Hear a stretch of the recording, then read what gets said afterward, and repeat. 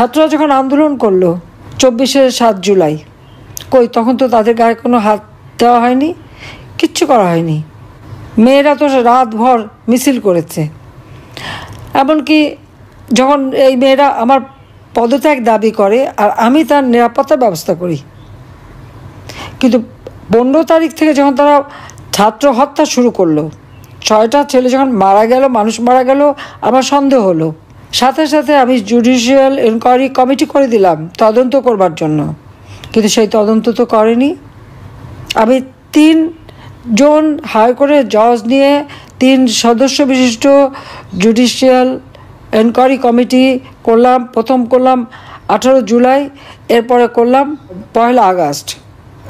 Press conference করে সঙ্গে আমি জাতিসংঘের সহযোগিতা চাইলাম যেটা এনকোয়ারি করার জন্য, কারণ আমার সন্দেহ হলো যে এইভাবে তো মানুষ হত্যা হওয়ার কথা না, তাহলে কারা এই হত্যাকাণ্ড ঘটে।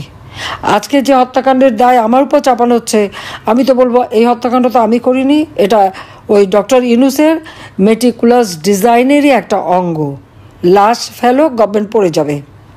আর তারা জানে যে শেখ হাসিনা মানুষ খুন করে ক্ষমতায় থাকতে চাইবে না। যে মানুষের জন্য আমি উন্নয়নের কাজ করি তাদের গায়ে গুলি, এটা অন্তত আমার দ্বারা হবে না।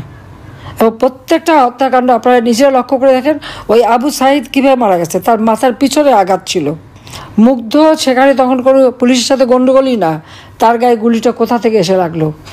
আজকে আপনারা লক্ষ্য করেন যাদের লাইসেন্স অস্ত্র আছে সেগুলি কিন্তু তারা জমা নিয়েছে, কিন্তু বেআইনি অস্ত্র যেখানে সেগুলি কিন্তু আজ পর্যন্ত উদ্ধার করে না।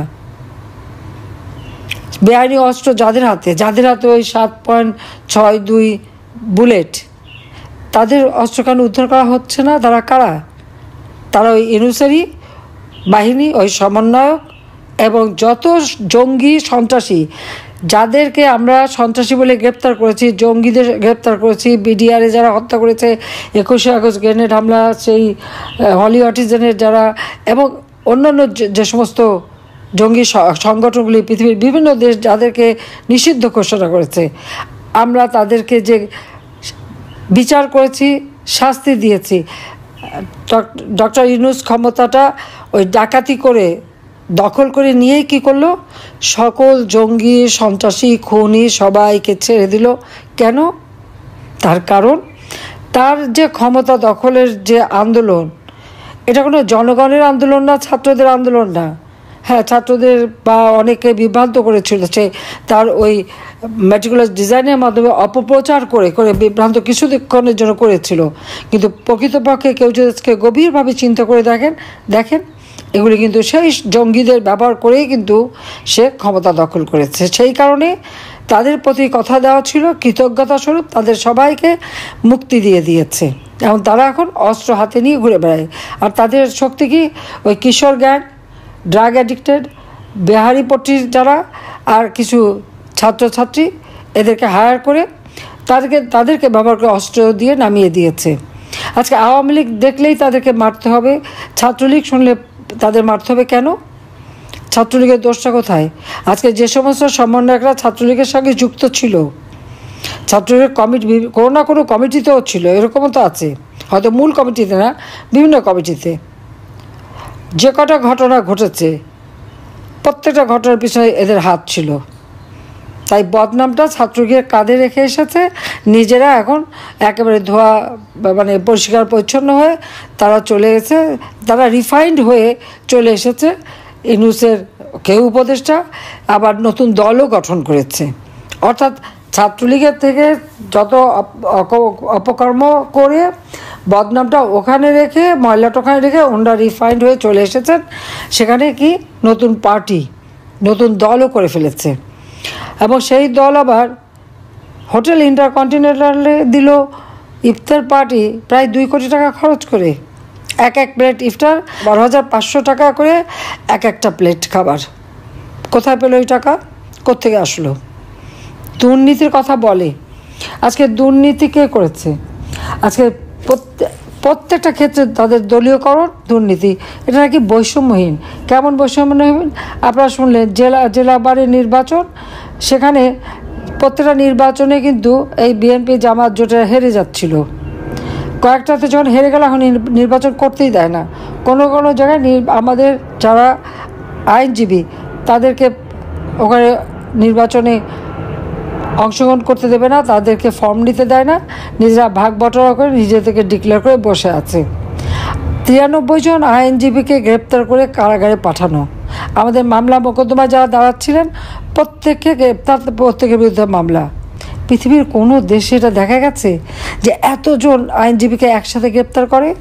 আজকে যারা নিজেদের ছাত্র বলে দাবি করে তারা এক একটা বাড়িতে যে লুট করছে কেন? লুটপাট করার পর তারপরে ভাঙচুর, আগুন দেওয়া, এগুলো তো রীতিমতো ডাকাতি করা।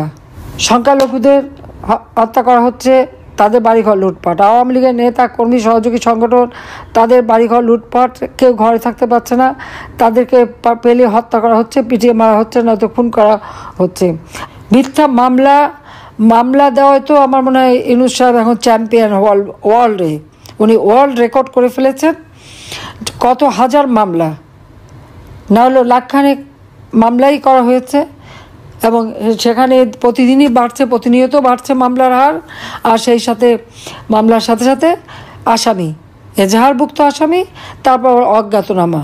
একটা উপজেলায় যদি 5-6 হাজার, 8 হাজার, 10 হাজার অজ্ঞাতনামা হয়, তাহলে এটা প্রায় কয়েক লক্ষ, প্রায় 5-6 লক্ষ হবে অজ্ঞাতনামা আসামি। আমার একার বিরুদ্ধে তো 300, 350 মামলা, সব খুন। আমি সবাই হত্যা করেছি, আর আমরা দুর্নীতি করেছি। আমি, রেহানা, জয়, পুতুল, রেহানার 3 ছেলে মেয়ে কেউ বাদ যায়নি, সবার বিরুদ্ধে মামলা। কী ধরনের মামলা দিয়েছে? আর আমার বিরুদ্ধে তো খুনি মামলা দেবে এবং আমাকে খুব ফাঁসি দেবে, সেটা তো আগেই ঘোষণা দিয়ে দিয়েছে। ঠিক আছে, সেটা দিক, সেই জন্য বসে আছি কখন দেবে। আওয়ামী লীগের বাচ্চারা পড়তে পারবে না, মুক্তিযোদ্ধার বাচ্চারা পড়তে পারবে না। আজকে লক্ষ লক্ষ ছাত্রছাত্রী পড়াশোনা করতে পারে না, তাদের সার্টিফিকেট কেড়ে নিচ্ছে, তাদেরকে স্কুলে যেতে দেবে না, কলেজে যেতে দেবে না, পড়তে দেবে না। এটা কোন ধরনের কথা? কই, আমরা তো ক্ষমতায় ছিলাম, আমি তো কখনো বলিনি যে না ওই বিএনপি কারোর বাচ্চা ওই স্কুলে পড়তে পারবে না। আজকে কেন এটা বলা হচ্ছে? আমাদের ছেলেমেয়েরা যেতে পারবে না। সব কটা ইউনিভার্সিটিতে ভিসি কারা, যারা স্বাধীনতা বিরোধী ছিল তারা। প্রত্যেকটা প্রতিষ্ঠানে কাদের বসিয়েছে? যারা এই স্বাধীনতায় বিশ্বাসই করে না। এমনকি পুলিশে বিনা এসে ঢুকিয়ে দিল চাকরিতে। আর বার ইলেকশানে সেখানে কোনো আওয়ামী লীগে করে বা আওয়ামী লীগ সমর্থক, তারা বারের পরীক্ষা দিতে পারবে না, তাদেরকে বাদ। অর্থাৎ সব জায়গায় ওই শুধু বিএনপি জামাত তারাই ঢুকবে, আর কেউ ঢুকবে না। তো বিএনপি তো লুটপাটে ব্যস্ত, আগুন লাগানো, লুটপাট, দুর্নীতিতে ব্যস্ত রয়ে গেছে। আর জামাত খুব চালাকির সাথে সব জায়গাগুলি দখল করে নিচ্ছে। বাংলাদেশটাকে কোথায় নিয়ে যাচ্ছে?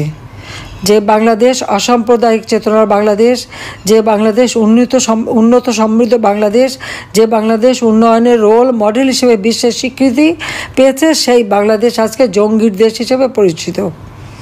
ইউনূস হচ্ছে জঙ্গি নেতা, চরম মানবতা বিরোধী। তার মতো মানবতা বিরোধী আর কেউ হতে পারে না। পিটিয়ে পিটিয়ে মানুষ মারা, এমনকি অবলা গরুও তাদের কাছ থেকে রেহাই পায় না। আগুন দিয়ে পুলিশকে হত্যা করা, পা ঝুলিয়ে রাখা, আওয়ামী লীগ নেতাকর্মীকে হত্যা করা, পা দিয়ে ঝুলিয়ে রাখা, এবং তাদেরকে আজকে আওয়ামী লীগ, সংখ্যালঘু সম্প্রদায়, পুলিশ, আনসার এবং সাধারণ মানুষ কেউ বাদ যায়নি। এমনকি সরকারি অফিসারদের দোষটা কী?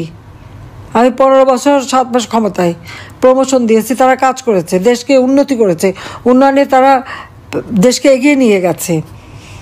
অথচ আজকে তাদের ওএসডি করা হচ্ছে, চাকরিচ্যুত করা হচ্ছে, মিথ্যা মামলা দেওয়া হচ্ছে। এমনকি principal secretary, 4 principal secretary, cabinet secretary যা ছিল তাদের বিরুদ্ধে মামলা। যান সেনাবাহিনীতে, আমি জানি না সেনাবাহিনীটা সহ্য করে কীভাবে। সেই এক হাসনাদের সাথে সেনাপ্রধানের তুলনা করে, দিয়ে স্লোগানও দেয়। এত সাহস কোত্থেকে পায়? শুধু তাই না, আজকে সেখানে অফিসার যারা সিনিয়র অফিসার, জুনিয়র, তাদের বিরুদ্ধে মামলা করবে। রাষ্ট্রীয় সম্পদ যখন কেউ ধ্বংস করে, তার বিরুদ্ধে আইন শৃঙ্খলা রক্ষাকারী সংস্থা অবশ্যই ব্যবস্থা নেবে, এবং তাদের কী করতে হবে এটা কারো হুকুম দেওয়া লাগে না।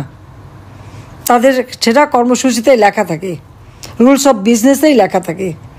যে কখন কোন স্টেপটা নিতে হবে। তো ওদের দোষটা কী?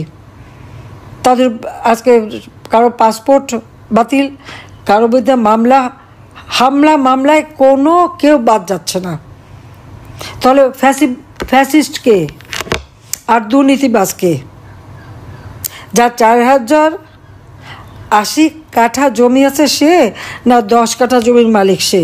একজন রাজনৈতিক নেতা যারা মুক্তিযুদ্ধ করেছে, যারা এদের স্বাধীন করে দিয়েছে, আজকে তাদেরকে এইভাবে অপমান এবং হেনস্থা করা। আগে শুনতাম মগের মূল্য, কিন্তু মগের থেকেও বেশি। মানে ইউনূস এমন একটা জঙ্গি এবং দুর্নীতিবাজ, মানবতা বিরোধী, পদে পদে মানবতা বিরোধিতা করেছে, পদে পদে মানবাধিকার লঙ্ঘন করে যাচ্ছে।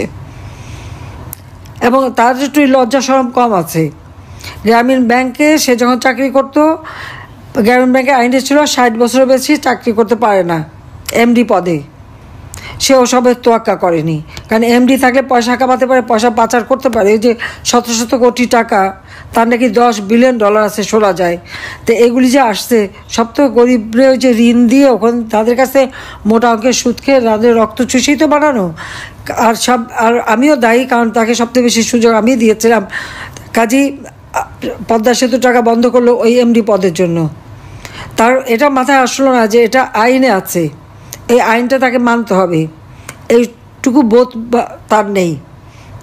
স্বার্থের জন্য যা কিছু তাই করতে পারে। নিজের ক্ষমতা যখন এখন ডাকাতি করে ক্ষমতা নিয়ে বসে আছে।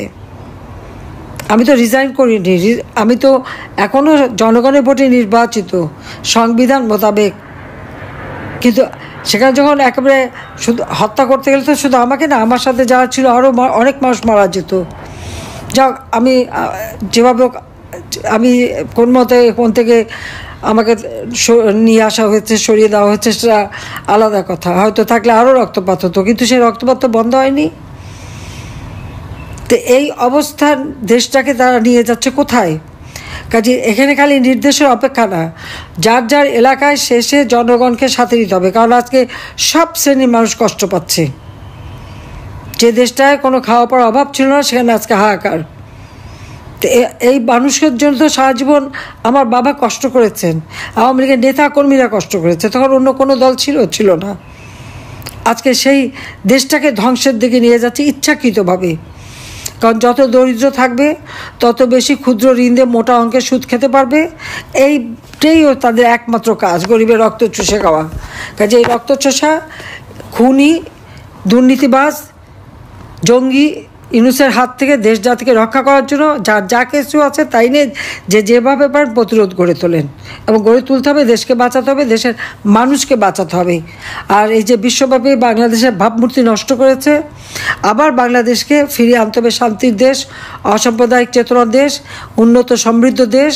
সেভাবে আমরা ইনশাল্লাহ গড়ে তুলব। এবং আজকে যত রকমের অপকর্ম, যত রকমের যা করুক, এর বিচার ইনশাল্লাহ বাংলার মাটিতে একদিন হবে। এই বিচার আমরা করবো। কিন্তু এত অন্যায়, তার অন্যায়ের অনেক বেশি বেড়ে গেছে। এখান থেকে মানুষকে মুক্ত করতেই হবে। ইনশাল্লাহ আমরা তা করব। এটাই আজকের আমাদের প্রতিজ্ঞা। সবাইকে ধন্যবাদ।